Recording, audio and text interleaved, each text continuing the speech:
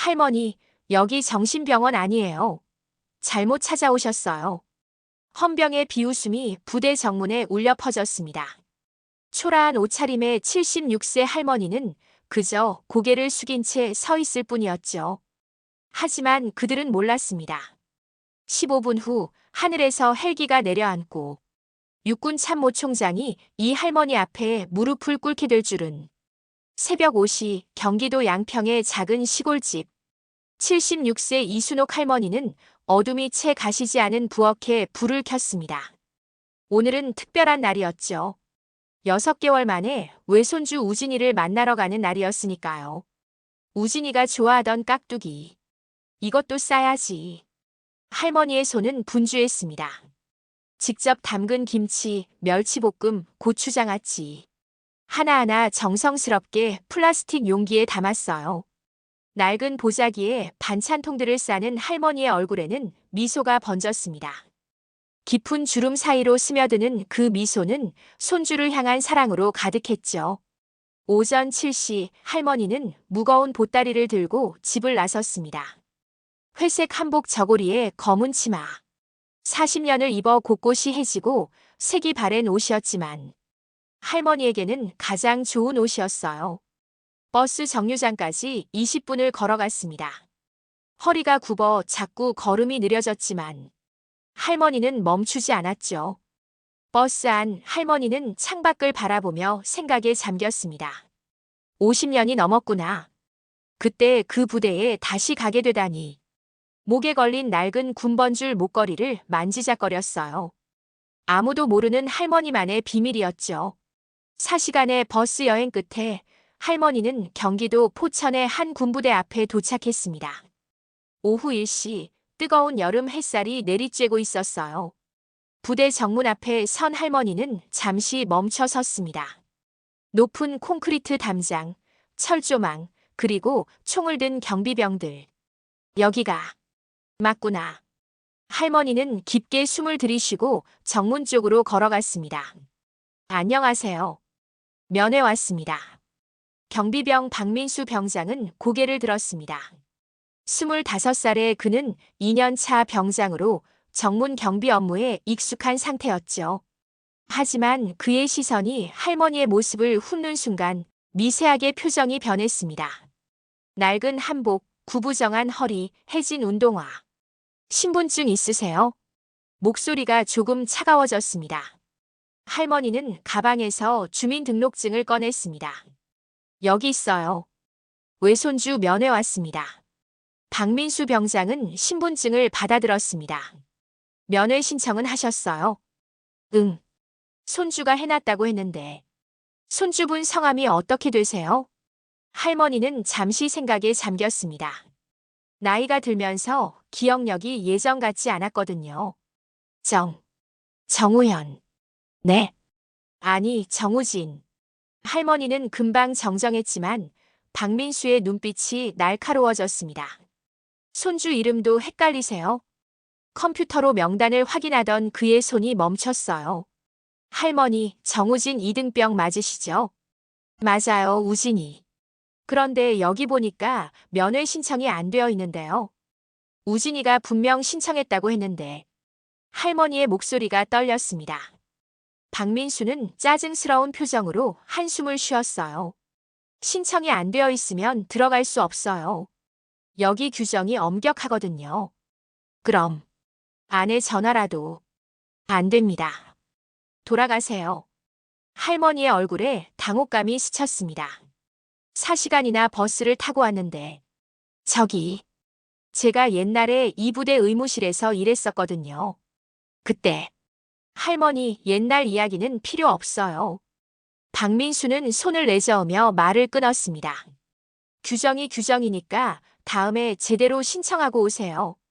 하지만 할머니, 지금 여기 사람 많아요. 뒤에 기다리시는 분들도 계시고요. 실제로는 뒤에 아무도 없었습니다. 그저 귀찮은 일을 빨리 끝내고 싶었던 거죠. 바로 그때 헌병 상사 김태훈이 경비소로 다가왔습니다. 32살의 그는 부대 내에서 까다롭기로 유명한 헌병이었어요. 무슨 일이야, 박 병장. 아, 상사님. 이 할머니가 면회 신청도 안 하고 오셔서. 할머니 규정 모르세요? 김태훈의 목소리는 더욱 차가웠습니다.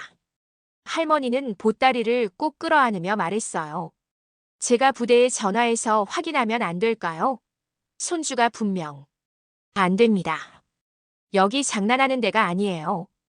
김태훈은 팔짱을 끼고 할머니를 위아래로 훑어봤습니다.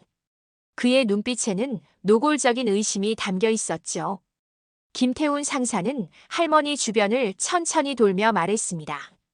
요즘 이상한 노인분들 많이 오시거든요. 네. 간첩도 있고 부대 정보 캐내려는 사람도 있고. 할머니의 눈이 커졌어요. 제가 간첩이라고요? 그런 건 아니지만 조심해야죠. 보안이 중요한 곳이니까. 박민수도 거들었습니다. 그러니까요. 할머니도 이해해 주세요. 우리도 일하는 거라서. 김태우는 할머니의 보따리를 가리키며 물었어요. 그 안에 뭐가 들었어요?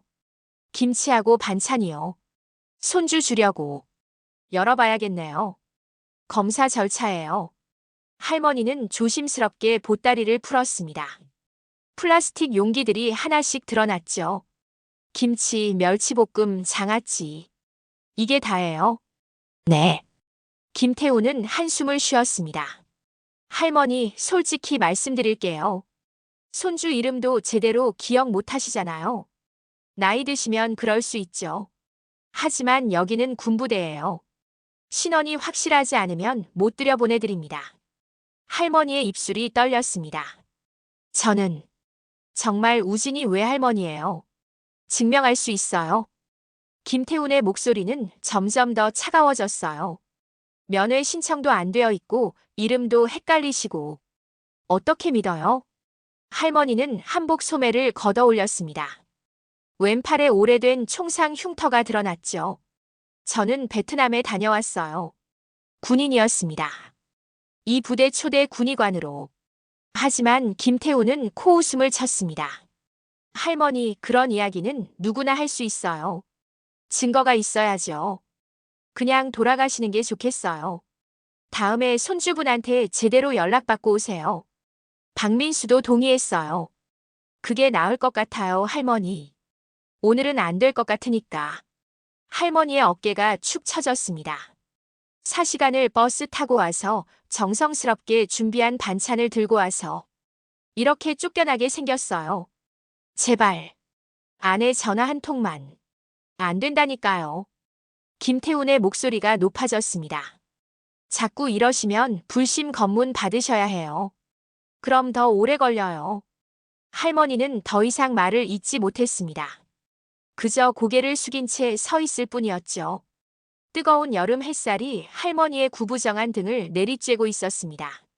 시간이 흘렀습니다. 10분, 20분, 30분.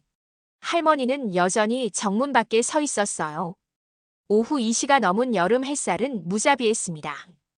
아스팔트에서 아지랑이가 피어오를 정도였죠. 할머니의 이마에 땀방울이 맺혔어요. 얼굴이 붉어지고 호흡이 가빠졌습니다. 할머니, 아직도 계세요? 박민수가 경비소에서 나와 물었습니다. 잠깐만 기다리면 우진이가. 할머니, 진짜 그냥 돌아가세요. 오늘은 안 돼요. 할머니가 비틀거렸습니다. 어지러웠거든요. 괜찮으세요? 박민수가 손을 내밀려다가 멈췄습니다. 귀찮은 일에 휘말리고 싶지 않았던 거죠. 물이라도 드시고. 아니, 그냥 저기 그늘에라도 가 계세요. 김태훈 상사가 다시 나왔습니다. 아직도 안 가셨어요? 저는 우진이를.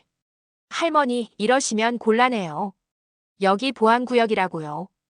김태훈의 목소리에 짜증이 섞였어요. 솔직히 말씀드릴게요. 요즘 이런 분들 많아요. 무작정 찾아오셔서 떼쓰시는 분들. 우리도 일하기 힘들어요. 할머니의 눈에 눈물이 맺혔습니다. 저는 떼쓰는 게 아니에요. 그럼 뭐예요? 규정도 안 지키시고 계속 여기 계시는 게.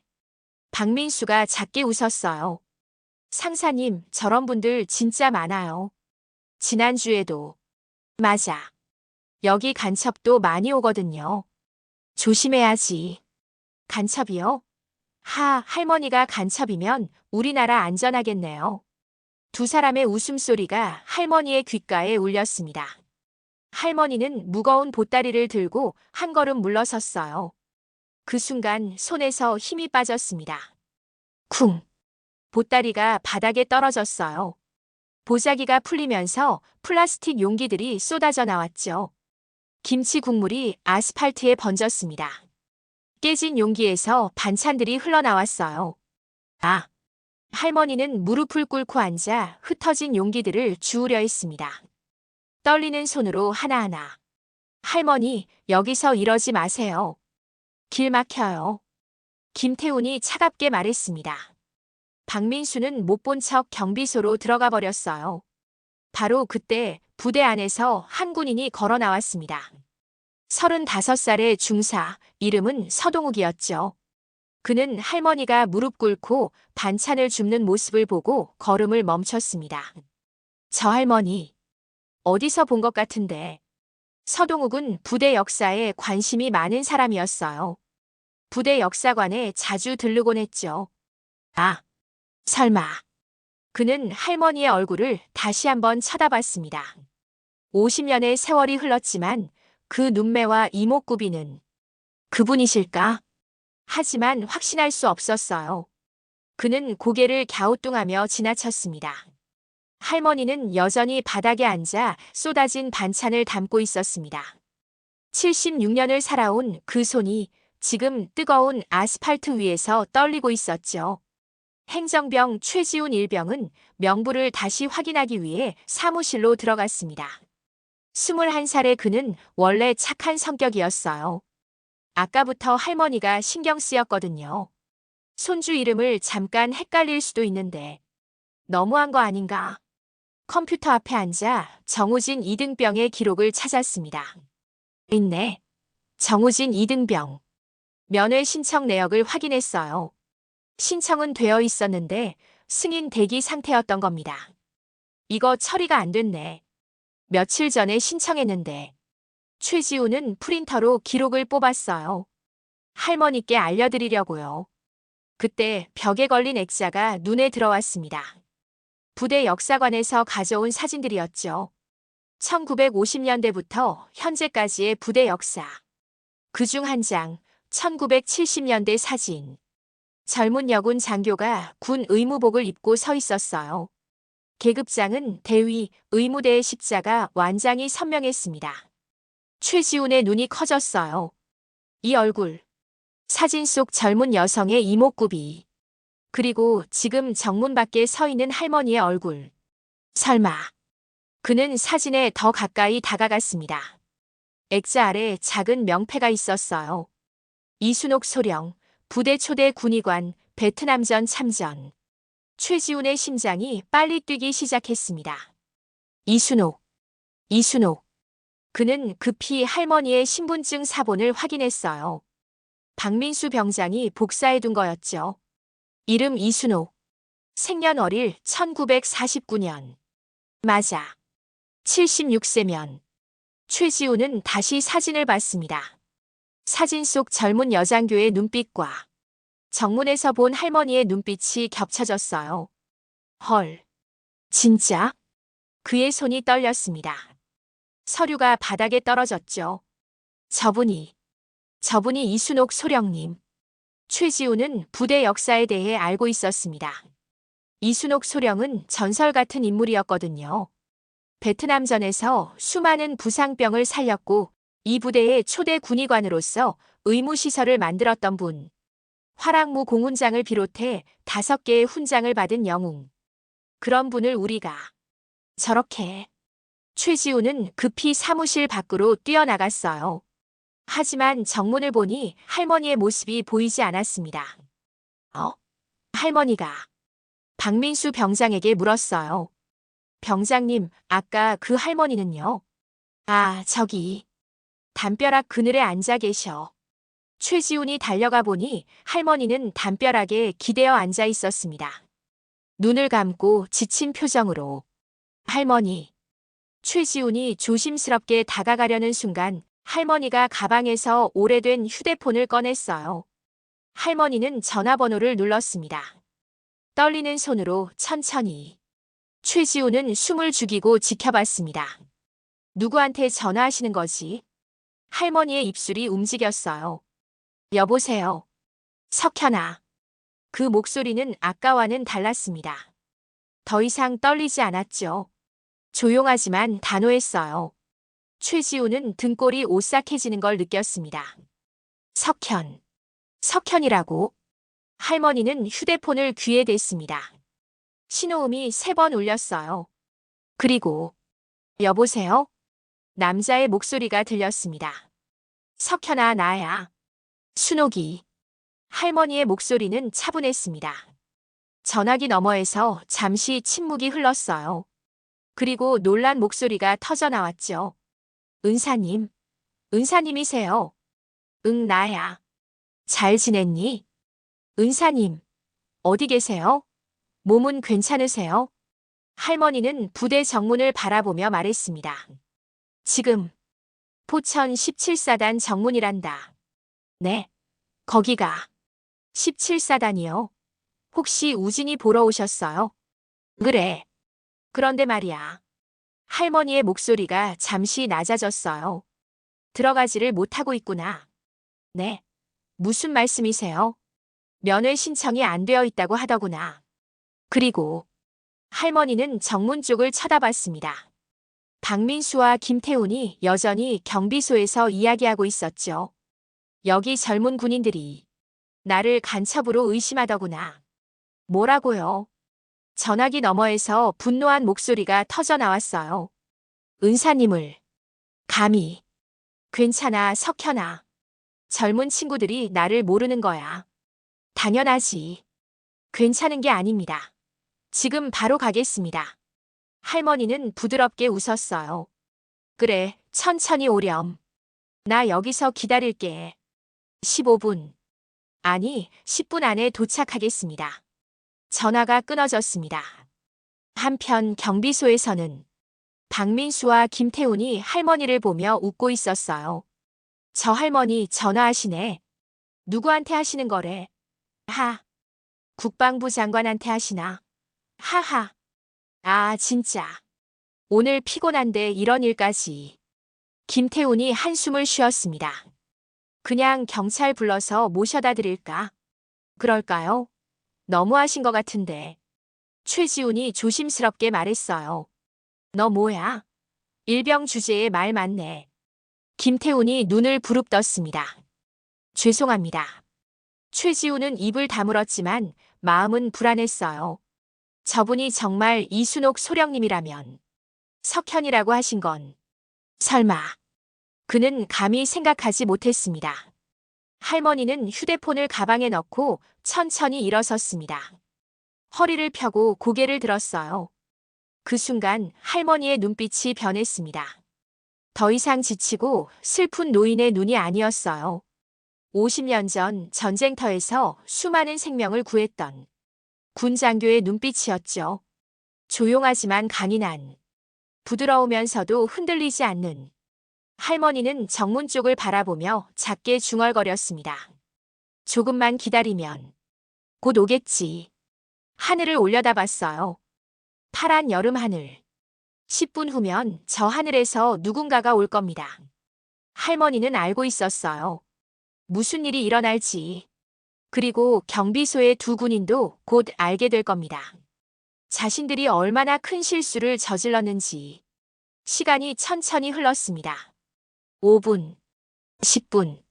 공기가 무거워졌어요. 뭔가 큰일이 일어날 것만 같은 그런 느낌이 정문 전체를 감쌌습니다. 둥둥둥둥둥. 하늘에서 낮은 소음이 들려왔습니다. 박민수가 고개를 들었어요. 헬기 소리? 훈련인가? 김태훈도 하늘을 올려다봤습니다. 소리가 점점 가까워졌어요. 둥둥둥둥둥. 검은 헬기 한 대가 부대 상공에 나타났습니다. UH-60 블랙호크. 헬기가 부대 내 훈련장에 착륙하기 시작했어요. 저거 뭐야? 훈련 일정에 없었는데 부대 안이 갑자기 소란스러워졌습니다. 군인들이 뛰어나오기 시작했죠. 헬기가 완전히 착륙했습니다. 프로펠러가 천천히 멈췄어요. 문이 열렸습니다. 검은 구두가 먼저 보였어요. 그리고 다리, 몸통, 짙은 녹색 정복 차림의 남자가 헬기에서 내렸습니다. 가슴에는 수십 개의 약장이 반짝였고 어깨에는 4개의 별이 빛났습니다. 저건 박민수의 얼굴이 하얗게 질렸어요. 사성장군. 김태훈도 입이 떡 벌어졌습니다. 육군 참모총장님.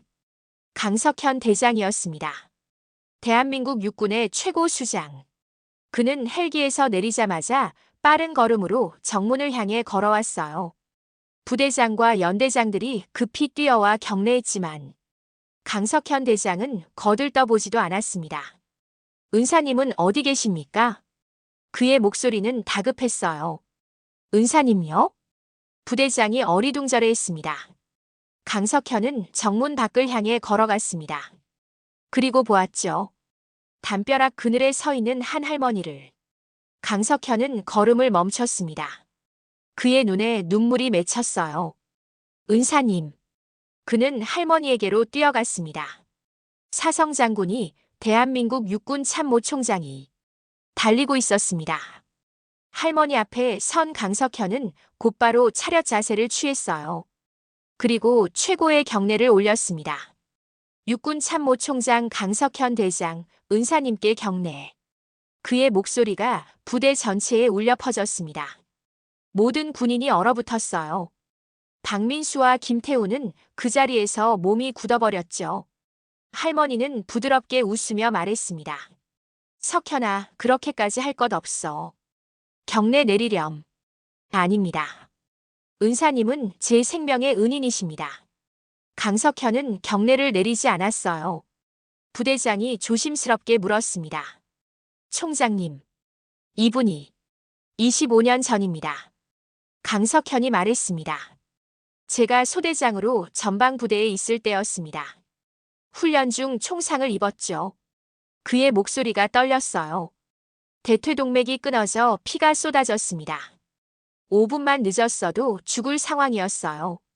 그때 이분께서 응급처치를 해주셨습니다. 당시 예비군 훈련 교관으로 계셨던 이순옥 소령님께서. 부대장의 얼굴이 하얗게 질렸습니다. 이순옥 소령님. 그렇습니다. 이분은 베트남전 참전 용사이시고 이 부대의 초대 군의관이십니다. 강석현은 할머니를 향해 다시 한번 경례했어요. 제가 지금 이 자리에 있을 수 있는 것은 모두 은사님 덕분입니다. 박민수의 다리가 풀렸습니다. 주르륵. 그는 그 자리에 주저앉았어요. 김태훈도 마찬가지였습니다. 얼굴이 새하얗게 질린 채 벌벌 떨고 있었죠. 최지우는 급히 부대 사무실로 뛰어갔습니다. 부대장님, 역사관 기록입니다. 그는 서류 뭉치를 가져왔어요. 부대장이 서류를 펼쳤습니다. 이순옥 소령, 베트남전 참전, 화랑무 공훈장, 보국 훈장, 근무 공로 훈장, 총 5개의 훈장. 서류에는 할머니의 젊은 시절 사진도 있었습니다. 군복을 입고 당당히 서 있는 모습. 부대장의 손이 떨렸어요. 이런. 그는 급히 할머니에게 다가가 경례를 올렸습니다. 죄송합니다. 이순옥 소령님. 다른 장교들도 줄지어 경례했어요. 할머니는 조용히 말했습니다. 괜찮아요. 다들 몰랐을 거예요. 하지만 강석현의 얼굴은 굳어 있었습니다. 그는 경비소를 향해 걸어갔어요. 박민수와 김태우는 이미 무릎을 꿇고 있었습니다. 강석현은 차가운 목소리로 물었습니다. 이분께 무슨 짓을 한 겁니까? 박민수와 김태우는 땅에 이마를 박았습니다. 죄송합니다. 죄송합니다. 목소리가 떨렸어요. 온몸이 부들부들 떨렸죠. 강석현 대장은 부대장을 돌아봤습니다. 즉시 보직 해임하십시오. 그리고 군기 교육대 파견 조치하세요. 네. 즉시 조치하겠습니다. 그게 다가 아닙니다. 강석현의 목소리가 더욱 차가워졌어요. 이분께 드릴 사과문을 작성하게 하십시오. 그리고 부대 전체 교육 실시하세요. 노인 공경과 참전 용사에 대한 예우를 명심하겠습니다. 박민수가 울먹이며 할머니를 올려다봤습니다. 소령님, 정말 죄송합니다. 제가. 할머니는 천천히 다가가 박민수의 어깨에 손을 얹었어요. 일어나렴. 소령님, 괜찮아. 너희들이 나를 몰랐던 거야. 그리고 나도 50년 전 일을 자랑하고 다니지 않았으니까. 할머니의 목소리는 따뜻했습니다. 너희들은 이 나라를 지키는 군인이잖니. 조심하는 게 당연해. 다만, 할머니는 잠시 말을 멈췄어요. 사람을 겉모습으로 판단하지는 말거라. 모든 사람에게는 저마다의 이야기가 있단다. 김태훈도 무릎을 꿇고 울었습니다. 소령님, 용서해 주십시오. 할머니는 고개를 끄덕였어요. 용서한다. 하지만 앞으로는 노인분들을 함부로 대하지 마라. 그분들이 얼마나 힘들게 이 나라를 지켜왔는지 너희는 모를 거야. 바로 그때 부대 안에서 한 청년이 뛰어나왔습니다. 외할머니. 20살의 이등병 정우진이었어요. 우진은 할머니를 보자마자 그 자리에 엎드렸습니다. 외할머니. 죄송합니다. 제가 면회 신청을 제대로 못해서 눈물이 쏟아졌어요. 외할머니가 이런 일을 당하시다니. 제 잘못입니다. 우진은 울먹였습니다. 그리고 저는 몰랐습니다. 외할머니가 이런 분이신 줄. 강석현이 우진에게 다가갔어요. 정우진 이등병. 네. 자네 외할머니는 자랑스러운 분이야. 이 나라를 위해 싸우셨고 수많은 생명을 구하셨지. 우진은 고개를 들어 할머니를 봤습니다. 할머니의 눈에도 눈물이 맺혀 있었어요. 우진아. 외할머니. 할머니는 우진을 껴안았습니다. 50년 동안 숨겨왔던 과거가 이렇게 드러나게 될 줄은 몰랐어요. 하지만 손주의 따뜻한 품이 모든 고통을 녹여주었습니다. 외할머니 사랑해요. 나도 사랑한다, 우진아. 부대 전체가 조용했습니다. 모든 군인이 이 장면을 지켜보고 있었죠. 강석현은 부대장에게 말했습니다. 이순옥 소령님의 공훈을 부대 정문에 게시하십시오. 그리고 역사관을 재정비하세요. 네, 그렇게 하겠습니다. 할머니는 우진을 놓아주고 주변을 둘러봤어요. 수십 명의 젊은 군인들. 그들의 눈빛에는 존경과 감동이 담겨 있었습니다. 할머니는 부드럽게 말했습니다. 여러분, 모든 군인이 귀를 기울였어요. 여러분이 지금 서 있는 이 자리, 이 부대, 이 나라는 많은 사람의 희생으로 만들어진 거예요. 계급장이 중요한 게 아니에요. 그 사람이 걸어온 길이 중요하죠. 노인을 공경하세요. 그분들은 여러분이 태어나기도 전에 이 나라를 지켜왔으니까요. 할머니의 목소리가 부대 전체에 울려 퍼졌습니다. 강석현이 다시 경례를 올렸어요. 은사님, 식사라도 함께 하시겠습니까? 아니야. 우진이하고 잠깐 이야기하고 갈게. 할머니는 우진의 손을 잡고 부대 안으로 걸어갔습니다. 그 뒷모습을 보며 모든 군인이 경례를 올렸어요. 76세의 작은 할머니. 하지만 그 누구보다 당당한 걸음걸이였습니다. 박민수와 김태우는 여전히 무릎을 꿇고 있었어요. 부끄러움과 후회로 고개를 들 수 없었죠. 최지우는 그들을 바라보며 생각했습니다. 겉모습으로 사람을 판단하면 안 되는 거구나. 오후 4시 할머니는 우진이와 함께 부대 식당에 앉았습니다. 가져온 반찬을 함께 나눠 먹으며 우진아, 밥은 잘 먹고 있니? 네, 외할머니.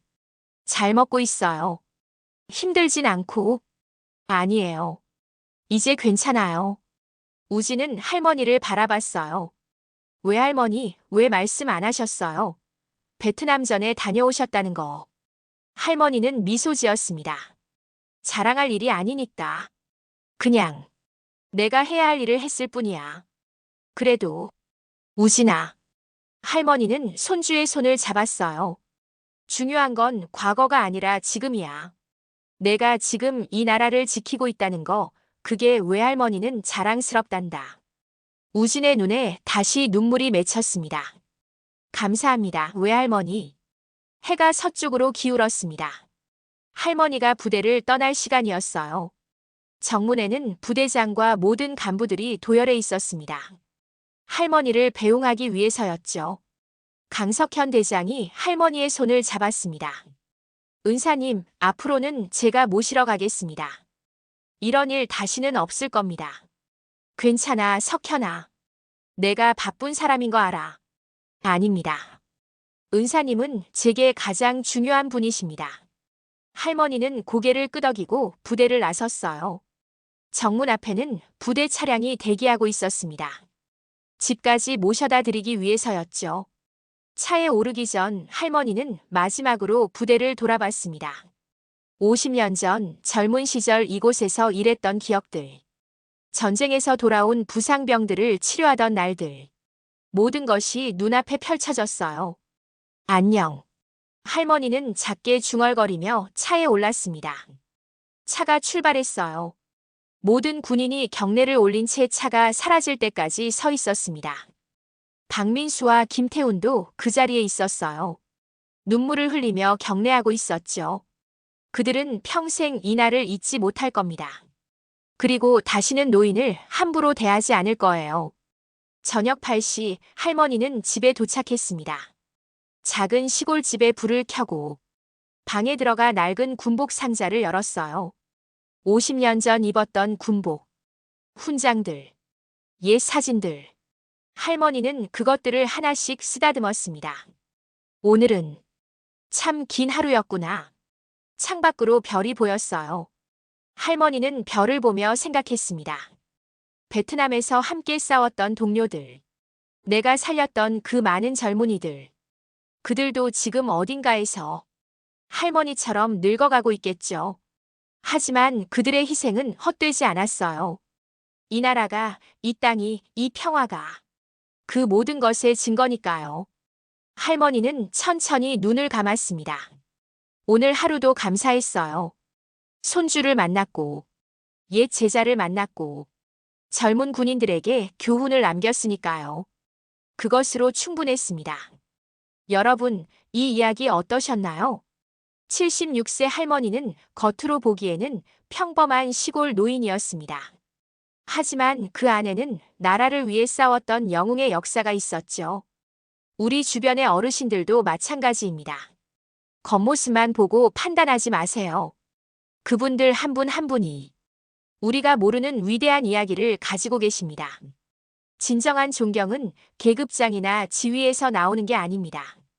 그 사람이 걸어온 삶의 무게에서 나오는 거예요. 나이 드신 분들을 공경하세요. 그분들이 만들어 놓은 오늘 위에서 우리가 살아가고 있으니까요.